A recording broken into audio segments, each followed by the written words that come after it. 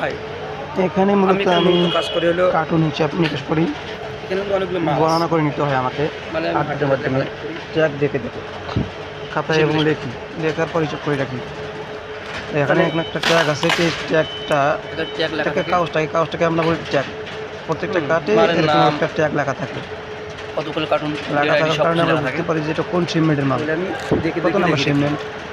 দেখে দেখে লিখি তারপর কোন ফ্লোর আমাদের আবার ফ্লোরে প্রায় আমাদের এই কোম্পানিতে আমাদের প্রায় 5টা বিল্ডিং ফ্লোর আছে, 5টা বিল্ডিং আছে, 5টা বিল্ডিংয়ের মধ্যে আবার প্রায় 5-6টা করে ফ্লোর আছে। সে ফ্লোরগুলোর মাল, এই 5-6টা করে ফ্লোর, সব আমাদের ফ্লোরের হিসাব মাল করে হিসেব নিতে করে হয়। নিতে হয় আমাকে।